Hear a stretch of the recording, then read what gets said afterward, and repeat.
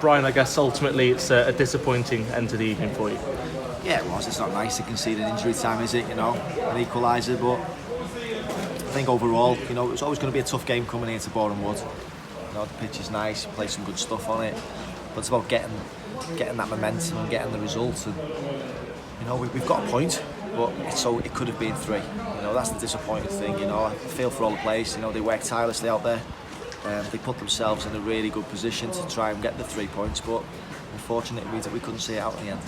I guess before stoppage time, the events of that don't happen. We're talking about ultimately a really pleasing win there in terms of the performance, just not being able to see it out, I guess. Yeah, I think looking at it from the outside in, you'd probably say we were good value to probably win the game tonight. We played some excellent stuff, but defensively we were very structured as well. We didn't create many opportunities for them. Even the 2 goals that they scored, it was a sort of second phase stuff. We just lost Merta for the first one, just peels off, and the second one he doesn't even catch it right, does he? It rolls in the bottom corner. So yeah, it's heartbreaking for the players, fans, everyone who came tonight. But yeah, we'll have to pick ourselves up now. We can't rest on it. Like I said, the performance was quite strong from us. We took the game to them. We had some great opportunities going forward, and I know we scored 2 really good goals, and we potentially could have had a few more. You mentioned could have had a few more. Should the game really been out of sight at that point? Well, we had opportunities, didn't we? At 2-0, to make it 3. I can't be over critical of the players. We get, if we're finding them opportunities, means we're getting into the right areas from my point of view. We just need to be a bit more ruthless when we get there. Like we was on the 2 goals that we scored.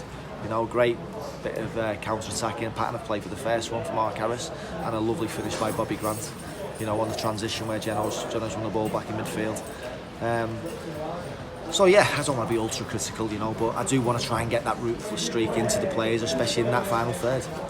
In terms of that first goal, Carrington to Redmond across the face, Harris goal. It was almost off the training field. Yeah, we've been working on things like that, all over pre-season.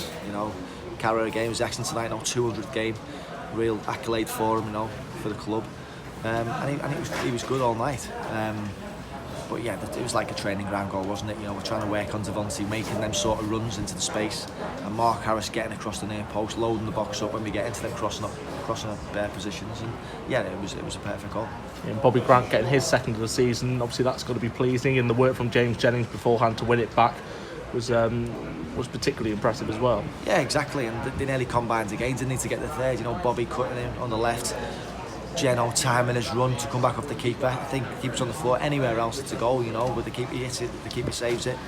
The chance goes begging, but yeah, Geno just great for Bobby's goal, wins it back in transition, and it was a lovely ball through to him.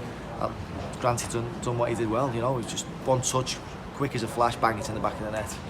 Sometimes when you've played at the highest level, you can't give defenders opportunities to get back, and he certainly didn't on the goal.